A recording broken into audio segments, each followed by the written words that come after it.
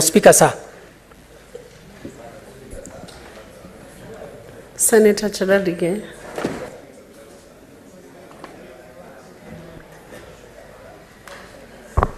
Thank you, Madam Speaker. I rise to second the adjournment motion to discuss the issue of national importance as per our standing orders. Madam Speaker, I think the upshot of the argument of Senator Mundigi is based on article number 37. Madam Speaker, allow me to read this provision because I've seen our colleagues in the minority side and Azimio One Kenya Alliance quoting it.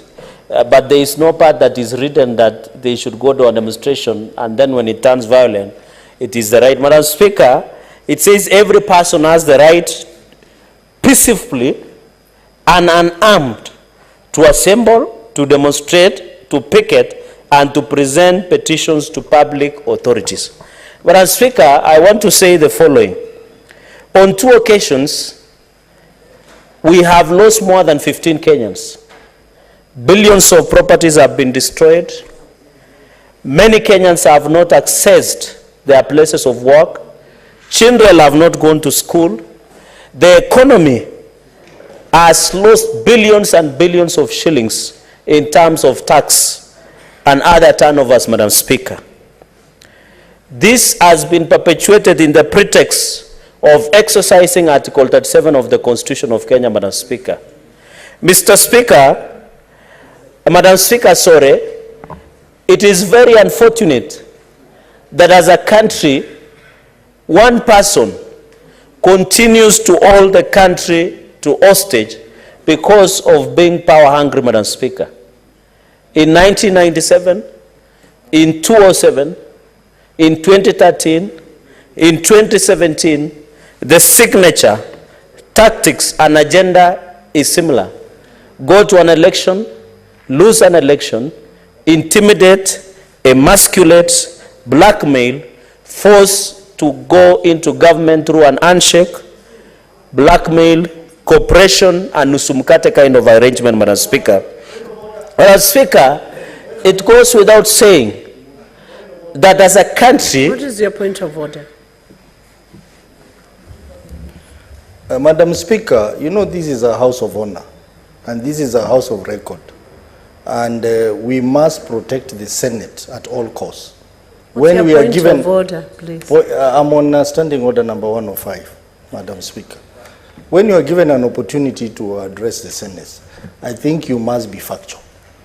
Senator Cherigei, who is my friend and my neighbor, has made some allegations by saying one person has done this, has fought his ways to government.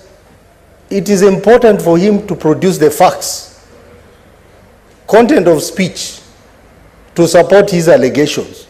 Because we cannot allow people to use the floor of Senate to make allegations that they make on the street there or in funerals or in political rallies. This is the Senate of the Republic of Kenya. Yes. We want facts to be tabled. So is he in order, under standing order number 105, to make statements which are not factual, statements which cannot be substantiated? And I demand that he substantiates by providing tangible evidence to support the allegations that he has made. Not statements that he makes in funerals or in a bus or on the streets. This is a house of parliament, must be respected, Senator Madam Speaker. Osotsi, I wish to seek your very clear statement of what you need him to clarify, the specifics. The specific statement. Madam Speaker, you have heard what he has said and is unanswered. He has talked of one individual. He needs to tell us who is this one individual. And then he has talked about this one individual after every election fighting to get into government through the handshake. We want to know the full facts of what he said. And it must be tabled in this house. And Madam Speaker, we are cheapening this house through statements like this, made by people who have no regard to the status of Senate in this republic, Madam Now Speaker. I've understood what you have asked for. I will now direct Senator Cherargei to proceed on with his debate and clarify the one individual, because the name is not yet stated. Maybe he will clarify. Senator Osotsi, don't put the cart before the horse. Yes. Allow him to finish his submission. Yes. Then you can hear who the individual is. In fact, I want to assist Senator Osotsi that there is a court matter already in Speaker Mate of the Embu, that you cannot challenge a process at the beginning. You wait until I finish my submission. But as Speaker, I want to put a record. You know, Senator Osotsi might be, maybe he's a member of a bar. Personally, I'm a teetotaler. I don't take alcohol. So maybe he is recovering from hangovers of the long weekend, Madam Speaker. But as Speaker, the one person, and it is a fact, the one person I'm talking about is Azimio Raila Odinga. And it is a fact. In 2007, he pushed for a government of grand coalition government. It is in the public. Madam Speaker, the law talks about judicial notice.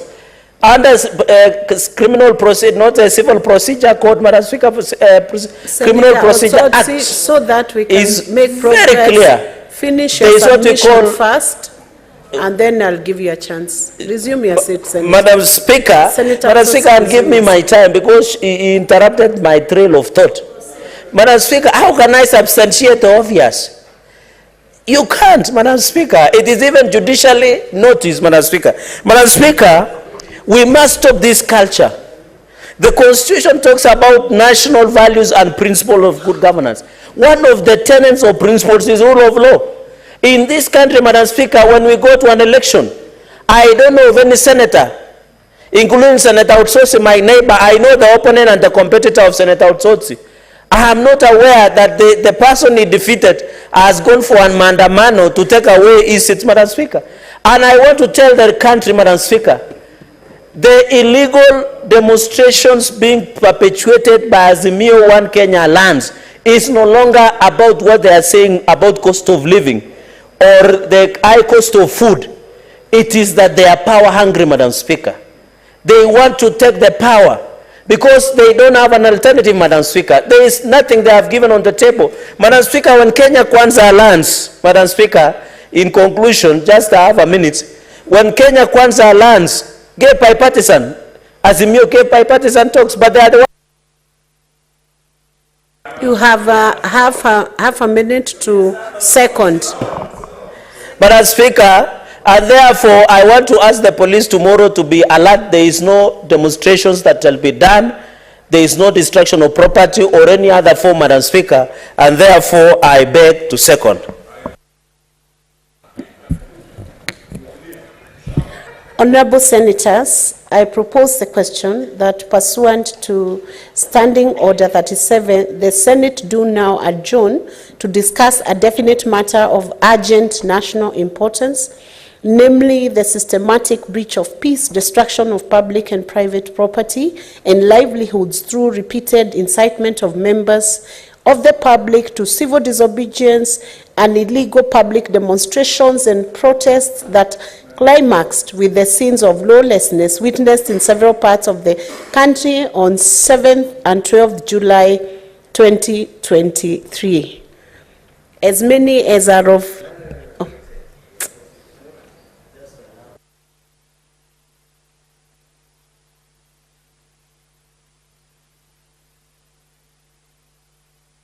we will now allow for debate on this.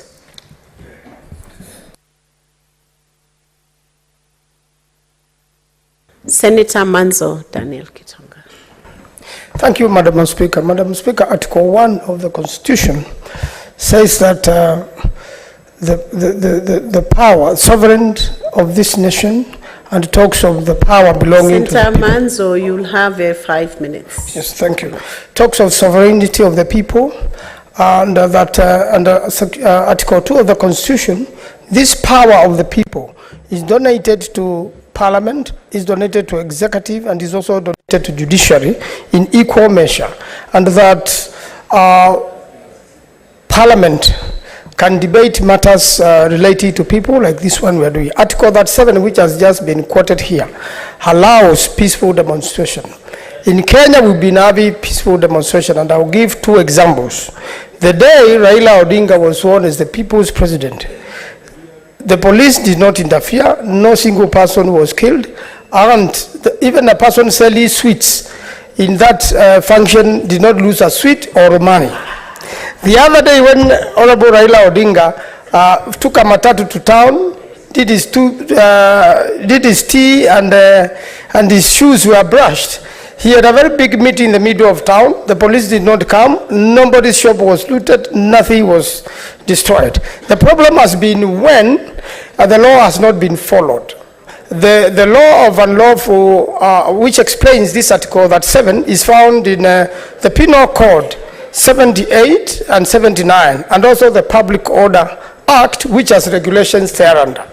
Those regulations provide for peaceful demonstration, and should a person in the rank of inspector of police find that a meeting is going differently, they are supposed to issue proclamation and give people 15 minutes to clear. But unfortunately, the proclamation in this country has been a firing of a tear gas as a response.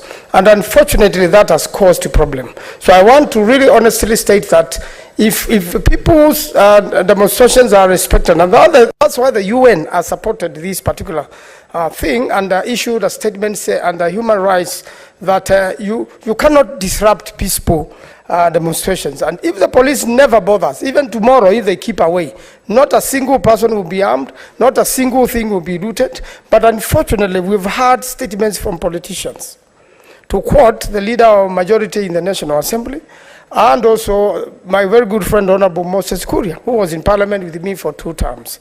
They have issued tweets, they have issued statements. And unfortunately, these statements amount to preparation of committee of genocide in this country. Already, what is happening in Sondo is politically instigated. It is not a border problem. It is not a border problem that has been described as a border problem by the Honorable Kidiki. It is not a border problem. It is a political problem, and we should solve it as such. I know the senator. What's your point of order, Senator Chiradige? Madam Speaker, I rise under Standing Order number 105 on the authenticity of facts.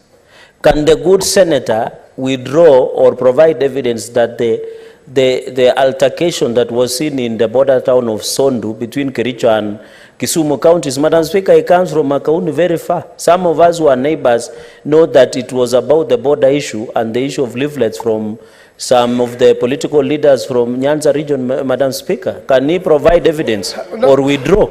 No. Just I will reply, Madam Speaker, and I can...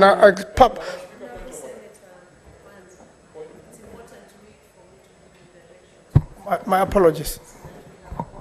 So that we have order in the House, can you respond to the point of order that has been... Thank you. The Honorable Kidiki issued statement, and I've been talking to the senator, the leader of majority in this House, who has explained to me the whole situation. My interpretation of the law, which is very clear, those are tribal clashes, and it is and the leaders are doing everything in the 2 counties to mediate.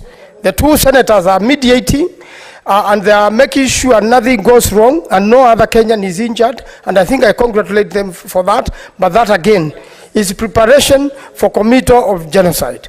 Tomorrow, vigilantes have been arranged to come and confront demonstrators. Honorable Senator Manzo, you know that is a very serious national matter, which is live. You would need to substantiate. Can you bring evidence to that effect?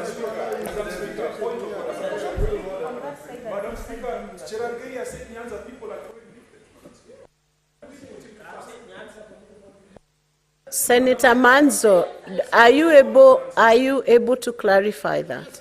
You are.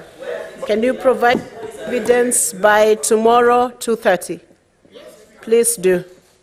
We proceed. I proceed now to say that also the plans, just 1 minute. Let him finish, I'll give you a chance. The planned demonstrations tomorrow, there are statements to the effect that the tactics have changed, and that Minister Kuria from his street and the leader of majority in the National Assembly have organized vigilantes to confront peaceful demonstrators. Again, that is preparation to commit a felony, namely genocide.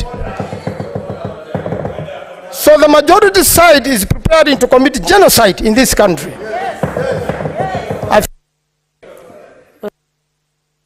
Point of order from Senator Kajwang and then Senator Karungo Dangwa. Madam Speaker, we are dealing with very sensitive national issues. And Madam Speaker, it cannot be allowed that it goes on the record of this House, the assertions by Senator Cherargei, that the clashes in Sondu are instigated by Nyanza leaders who are circulating leaflets. Can he, under the standing orders, substantiate or otherwise apologize and withdraw? And Madam Speaker, as you have directed, and it is unprecedented for the chair to demand for evidence from a member when a member is debating, because the chair is a referee. Madam Speaker, you must also use the same yardstick and the same rule you have used to declare that Senator Cherargei must bring evidence to that assertion if he fails to withdraw and apologize. Because, Madam Speaker, I come from Homa Bay that borders Sondu. I come from Homa Bay that borders Nandi. No leader from Luoland or Nyanza has ever sat down, has ever conspired to get arrows, to get spears, and to do oaths. Oaths are not done in the Luo community, Madam Speaker. Oaths are done in the neighboring community. My community does not use bows and arrows, Madam Speaker. What is your point Senator of order? Cherargei must be compelled to withdraw and apologize, or else he must substantiate whatever is assertion that Nyanza leaders are killing people in Sondu. And Madam Speaker, those are the kind of utterances that should automatically lead to a member being thrown out of this House, because they are utterances that can inflame a nation that is already at pains. Honorable Senator Kajwang, I have directed that Honorable Manzo to bring evidence to support what he alleged. Equally, so I can give direction, Senator Kajwang. Let's have order in the House. I will equally direct Senator Cherargei to respond to that issue before I give a direction on it. Madam Speaker, I don't know why you have allowed my chair, Senator Kajwang, to profile a certain community. That is so wrong. Madam Speaker, I am aware and I have evidence that certain political leaders from the neighboring Kisumu County were issuing leaflets, and I will table the evidence tomorrow from 2:30, Madam Speaker, because we have evidence. We cannot just make statements for the sake of making it, Madam Speaker. And I don't know why Senator Kajwang is getting emotional, and I've said I will table the evidence. We cannot allow, Madam Speaker, that issue of Sondu is a very sensitive issue. And while we appeal peace, we cannot allow certain political leaders to use, because we are aware, Madam Speaker, they wanted to use the issue of Sondu to try and instigate and bring lawlessness, Madam Speaker. And I'm going to table the evidence, Madam Speaker. Honorable Senators, let's have order now.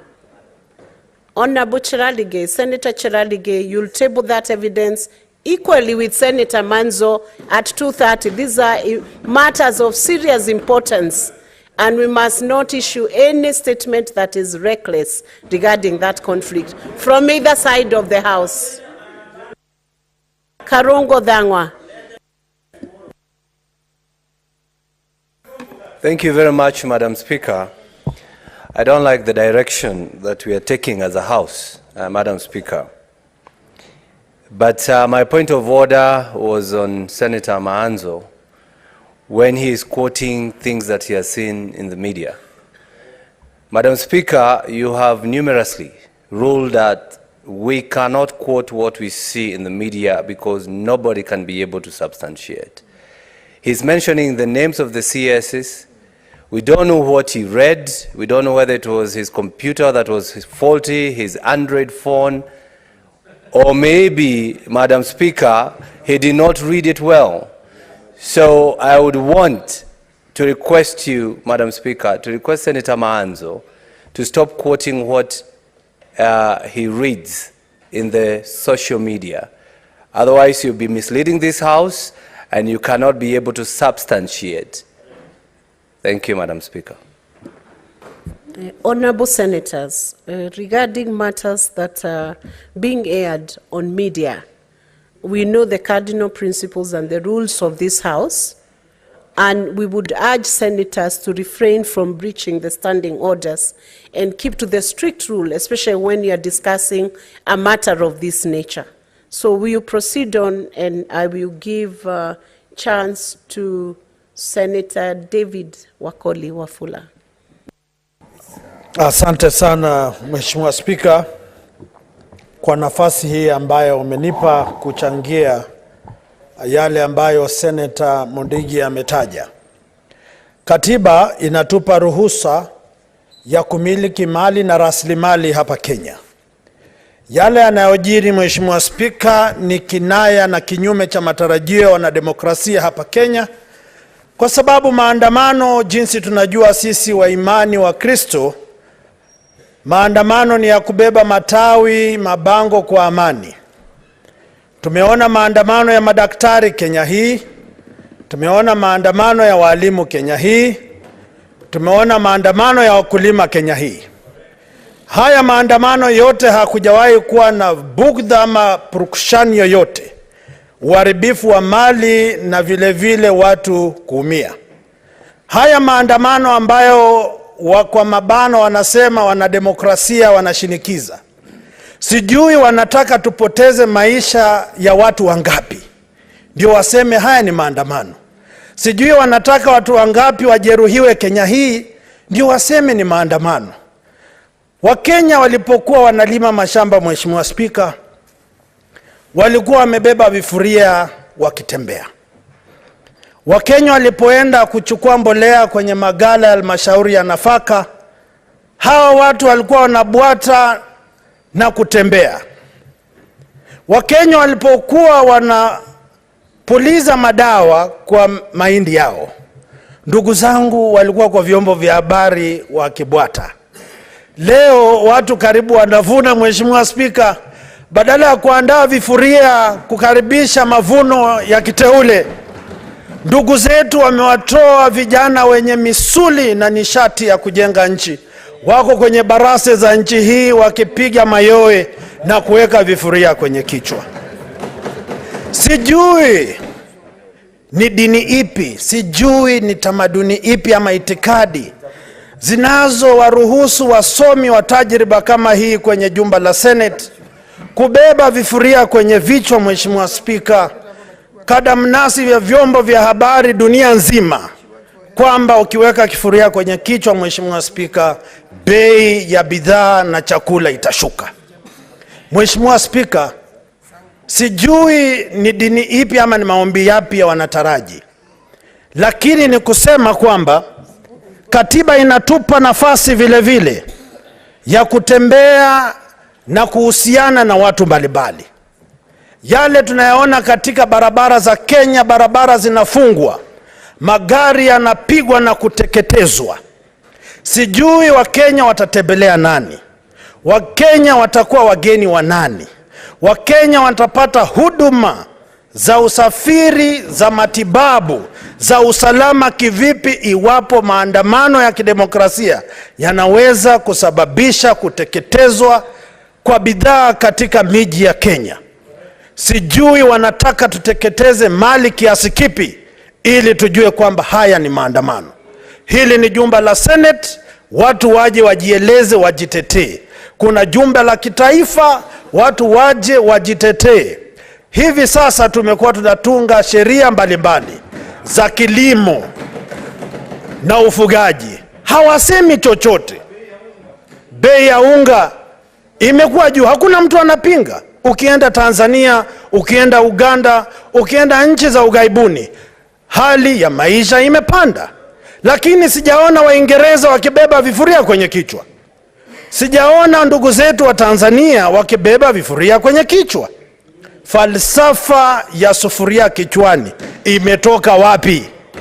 Mimi naomba Mheshimiwa Spika, kwa mara ya kwanza katika Kenya hii, yale ambayo viongozi wanatamka mbele ya umma na kupiga vifua kwamba lazima nchi isimame, kwamba lazima biashara zivunjwe, hiyo sio demokrasia, Hiyo sio haki ya Wakenya. Mimi naomba viongozi tumakinike, tuwe majasiri, tusimame wima na tujadili, tubainishe mbichi na mbivu kikatiba, tusuluhishe mambo haya, lakini sio yale ambayo naona kwenye barasi za nchi ya Kenya. Mwisho kabisa, kuna tabia mbovu ambayo nimeona, Mheshimiwa Spika, ndugu zetu wanatumia vyombo vya habari kusambaza Senator Wakoli, your time is up. Senator Moses Kajwang, Otieno. Madam Speaker, I rise to contribute to this motion that has been brought by Senator Mundigi. When Senator Mundigi gave notice of this adjournment motion, after 5 minutes, he was again on the floor of the Senate asking for a statement on the subsidized fertilizer scheme, alleging that the subsidized fertilizer is unavailable, it has been brought too late, and it is not serving the ends that it's supposed to serve. What a contradiction, Madam Speaker. And I want to tell Senator Mundigi, the mover of this motion, that tomorrow we shall be on the streets to ask for questions about that subsidized fertilizer.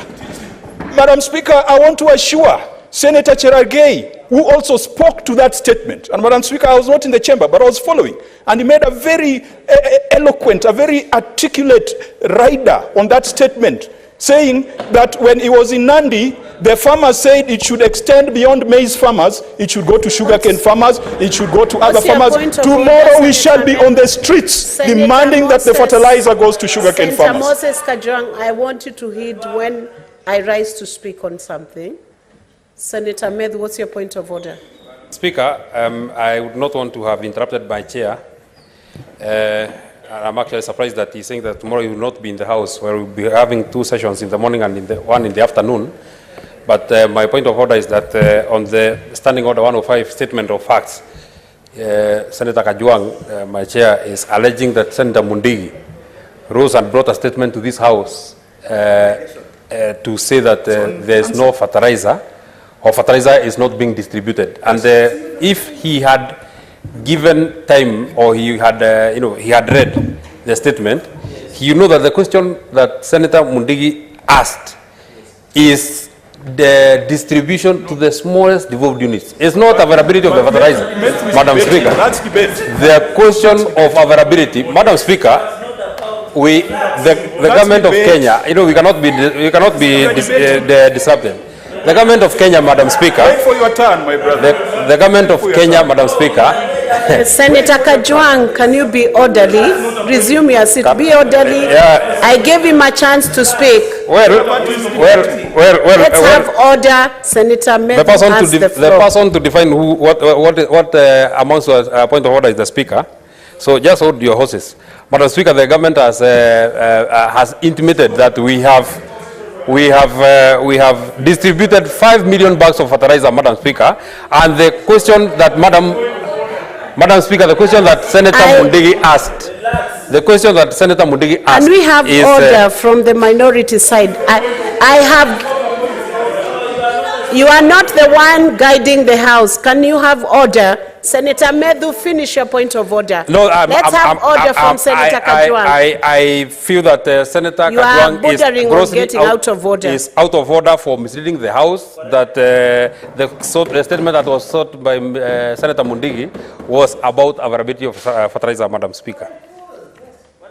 Senator Kajwang, resume your debate.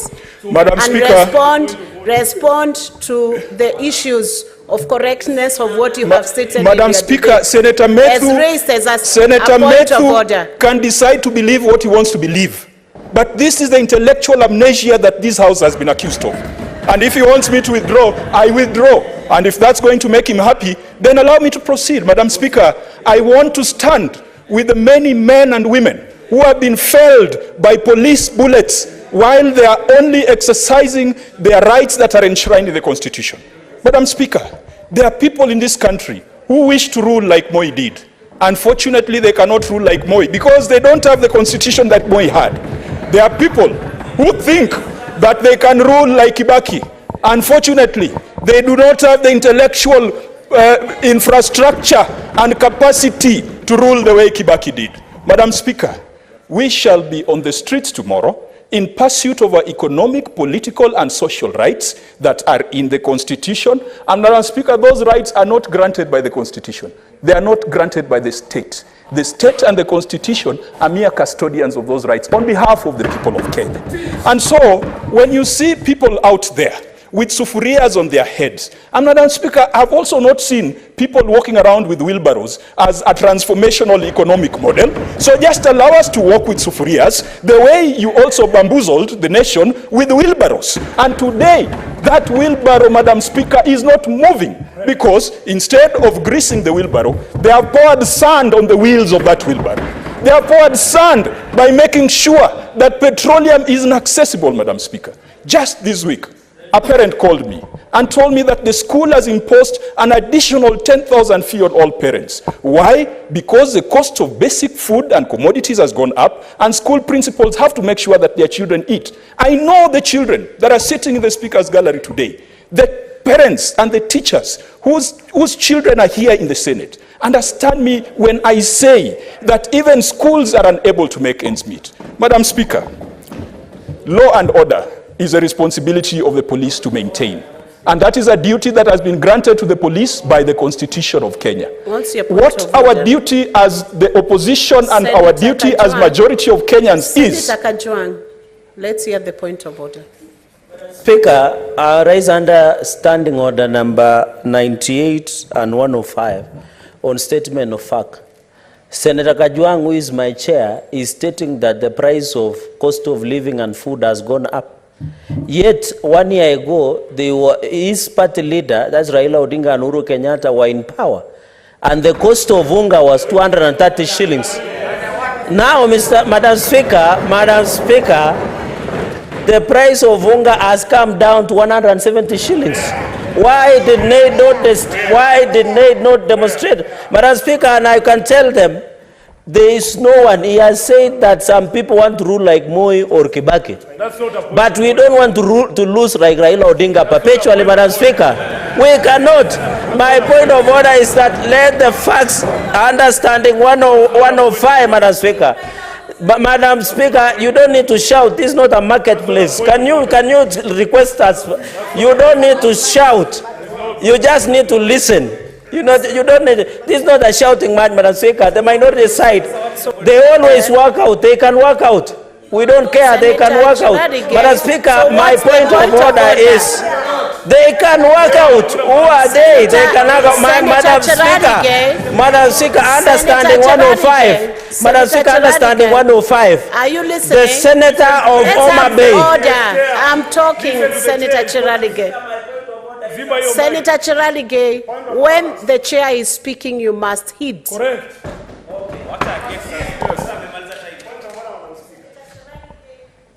Point of order. Madam Speaker, you need also to be protected because they are shouting, you can't hear. Madam Speaker, understanding 105 on responsible statement of fact. The Senator of Mutembei, my very good friend, Madam Speaker, has alleged that the cost of living is high now. Yet 8 months, 9 months, when his party leader and Uhuru Kenyatta were in power, the cost of living was even very high. Is it in order, Madam Speaker, when we had the price of unga was 230 shillings. Now the price of unga is 170 shillings, Madam Speaker. In fact, resume your seat because that point was already spoken. Resume your seat. Senator Kajwang.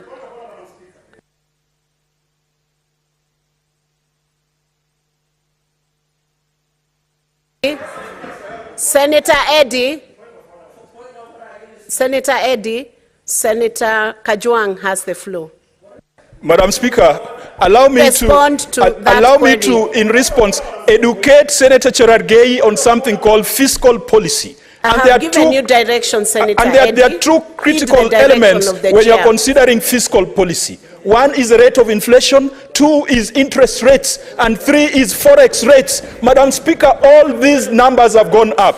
And Madam Speaker, I think Senator Cherargei should perhaps educate... Senator Kajwang, do you want to be informed by Senator Eddy? Yes, I'd like to be informed. Resume your seat.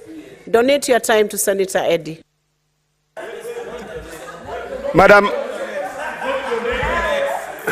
it's not a donation, Madam Speaker. It's okay. Let him continue. Proceed.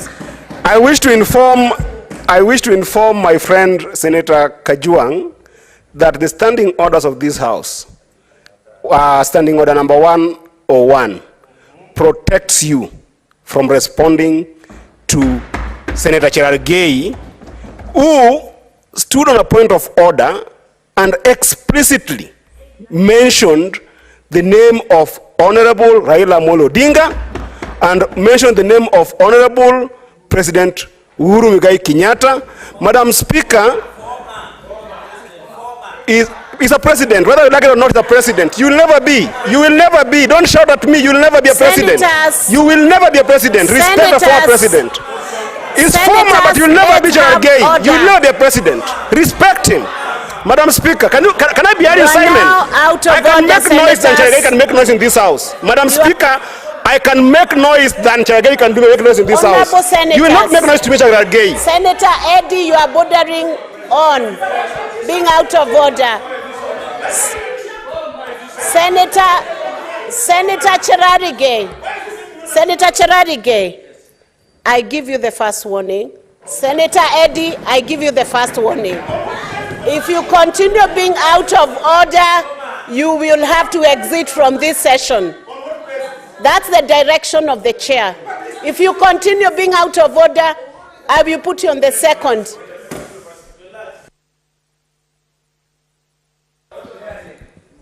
Senator Eddie, you maintain order as you give your submissions.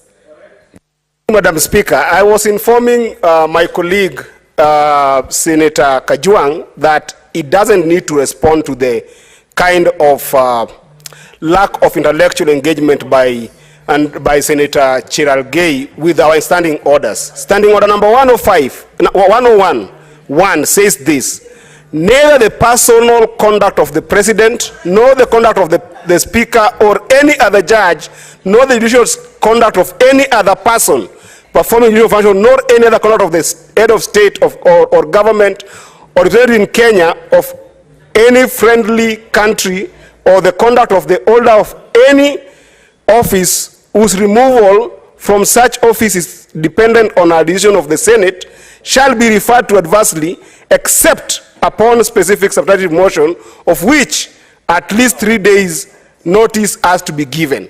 He is duly informed. Proceed on, Senator Ojwang.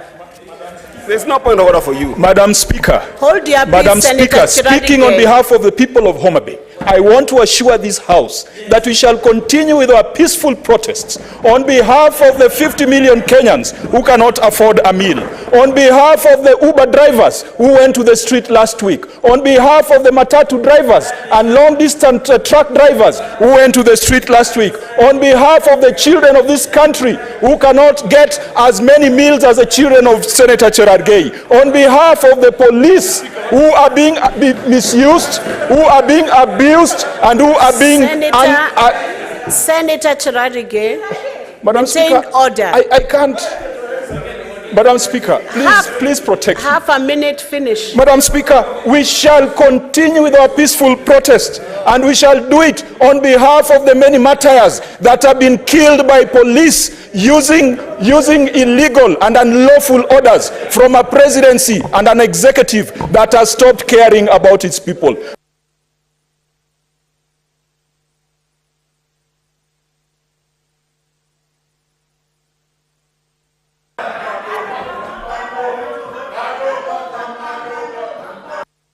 Honorable senators, let's have...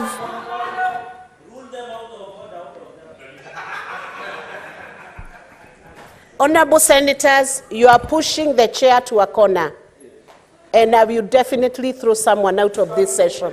I'll throw the honorable members who are out of order from participating in this session. Let's resume the debate, but maintain order. Senator Joe Nyoto. Thank you, Madam Speaker. I stand to support the motion moved by Senator Mondigi of Embu County Madam Speaker, it is all over the media and everywhere that there will be demonstrations tomorrow in many parts of Kenya. But Madam Speaker, like those who have spoken before me have said, there are very many avenues for people expressing their grievances, Madam Speaker. I do not believe that you can only go to the streets to express yourself or to make your grievances, Madam Speaker.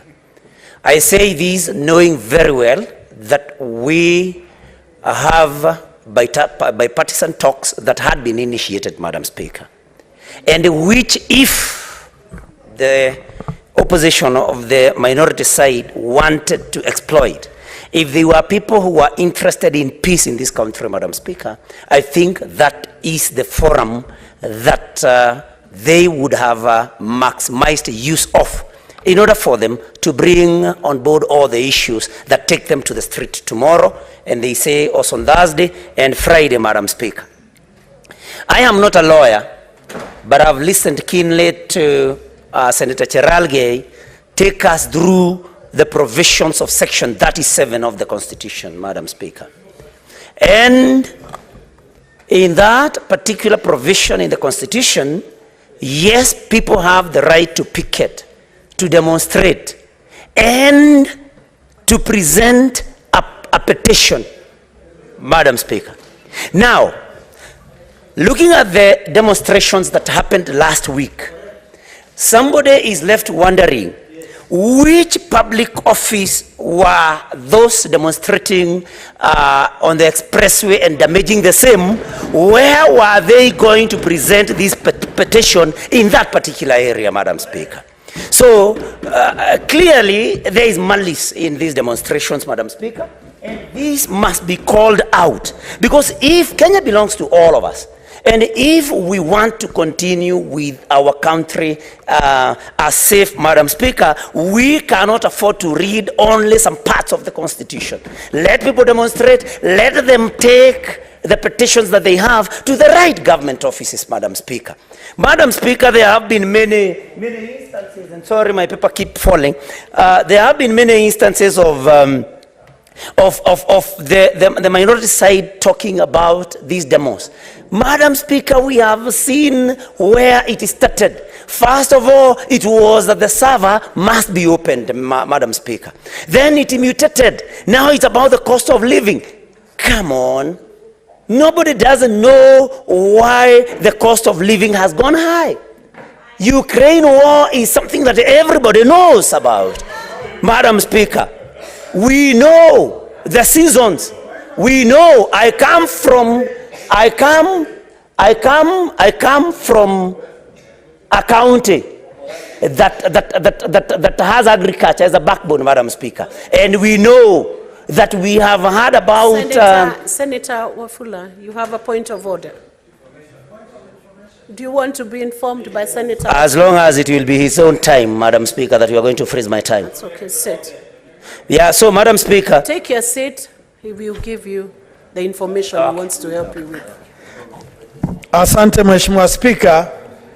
Arifa ambayo ningependa kuongezea ndugu yangu ni kwamba kuliwahi kuwa na waziri wa ukulima Kenya hii na alipewa bilioni 14 kuhakikisha mahindi na nafaka yanapandwa katika Galana Gulalu. Lakini walipongatuka ofisini hata magunia 20 peke yake hangeweza pata.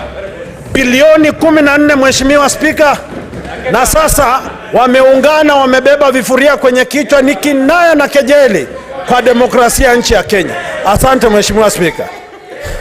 Proceed, Senator Nyoto. What's your point of order, Honorable Katibu?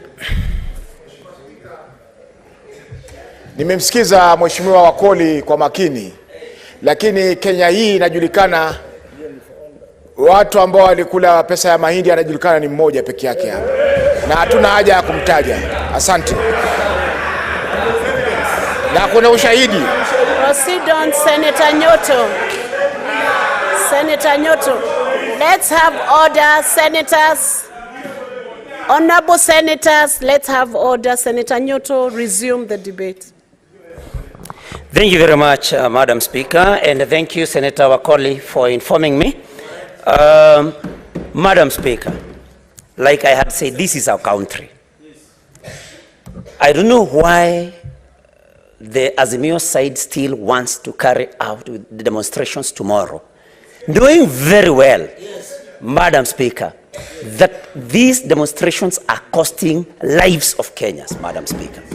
They may want to say, Madam Speaker, they may want to say that the police are shooting these people. Ototsi, you'll wait for your turn to debate.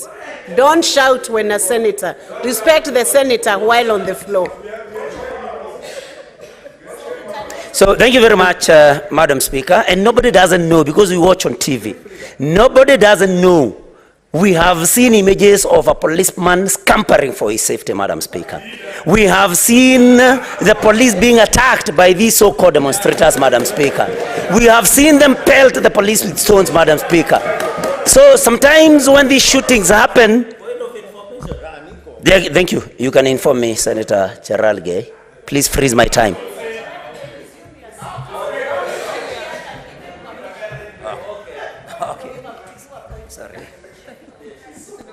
Nyoto, do you wish to be informed by Senator Cherargei? Yes, I do, Madam. Senator Cherargei. Madam Speaker, I would like to inform Senator Joe Nyutu that one of the people who has been chasing the police to safety is the Nairobi Senator, Senator Sifuna. You saw him chasing the police at KICC.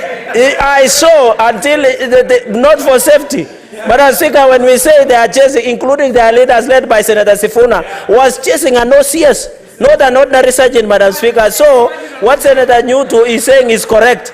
It is the demonstrators who are attacking the police. It is not the police attacking the demonstrators, led by Senator Sifuna, who has been chasing around the OCS. Let him chase me, we'll know who I am. Senator Joe Nyutu, proceed. Thank you, Madam Speaker. Thank you, Senator Cherargei. I didn't know that actually Senator Sifuna was the chief goon in this particular attack, Madam Speaker. Your time is up, Senator Nyoto. Resume your seat. Senator Beth Siengo.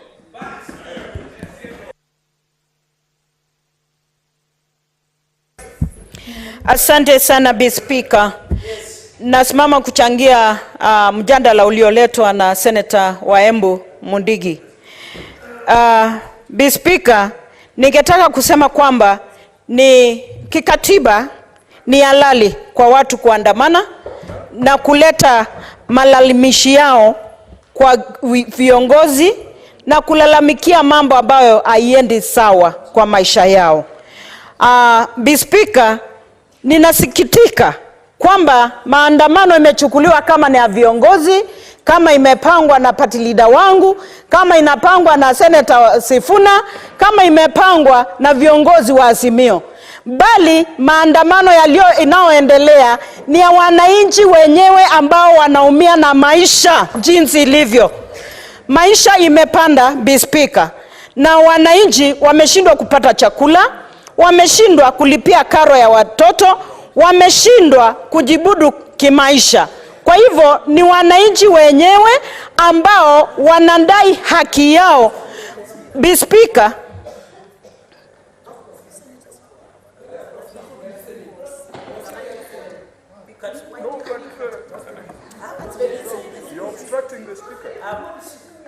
sasa Bi Speaker, ninashangaa kwamba Senator Cherargei ametoka kwenda kuchukua muda wako na bado niko hapa kwa floor. Bi Speaker, just hold. Senator Sifuna, approach the chair. Approach the chair. Proceed, Senator Beth.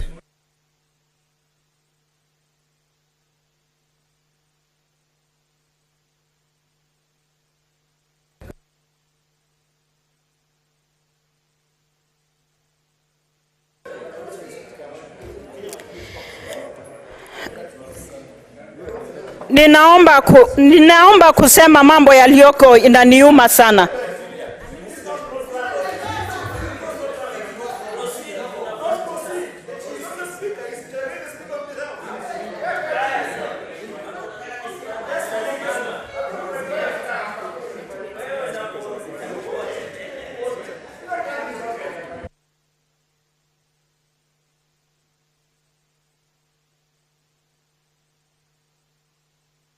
Resume, Senator Beth.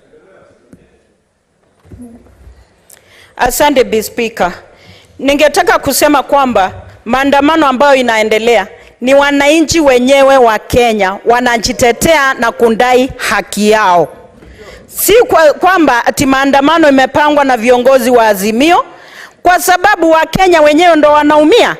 Bi Speaker, yale mambo yanaendelea kusema kwamba ati wa Kenya wanasukumwa kwenda kuuliwa, hiyo ni uongo, kwa sababu tunajua vizuri sana kwamba katiba yetu ya Kenya inapea mwananchi nguvu na uweza na akona haki ya kuungana kutetea haki yake. Kwa hivyo ile haki mwananchi akonayo na ameipitisha kwa viongozi, anaweza dai hayo mamlaka na irudishe, ndiposa andai haki yake. Bi Speaker, ningetaka kusema kwamba hii ni nyumba ya heshima, na kwa hakika Senate wananchi wanatutegemea. Itakuwa ni vibaya sana kama kutasimama kiongozi hapa aseme uongo kwamba ati wale wanaoenda maandamano ndio wanasababisha uharibifu wa mali, ndio wanasababisha vivo. Na tunajua vizuri sana kama sisi wanaazimio tungeachwa kuenda kwa barabara na kundai haki yetu bila kuingiliwa na polisi, bila kuingiliwa na wauni ambao wanapangwa na senators kama Cherargei, basi hakungekuwa na furugu ya yoyote.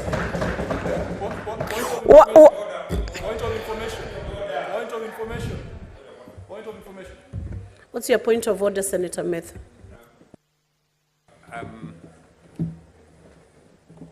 Because we would not want to keep interrupting our colleagues, Madam Speaker, but I find it imputing very improper motive, Madam Speaker, for a senator to impute that Senator Cherargei is organizing goons to counter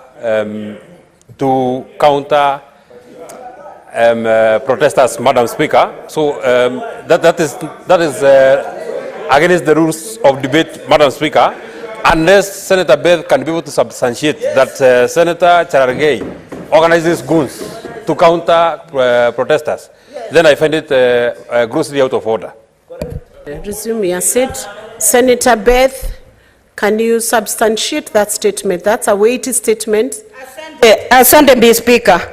Kwa kweli ninaweza elezea, kwa sababu tukiwa hapa sisi wote ni shahidi. Senator Cherargei ameita Senator Sifuna goon. Hiyo ni kumaanisha nini? Kwa hivyo hao ndo wanapanga na kuchochea wananchi. Senator kama Senator Cherargei, Senator Medhu wanachochea wananchi ndiposa waonyeshe kwamba sisi ndio tuko na shida. The chair is speaking now. I have asked you, Senator Beth, to substantiate that there is an organization of goons by Senator Cherargei. If you have, or you withdraw that or substantiate. Let's have order, senators.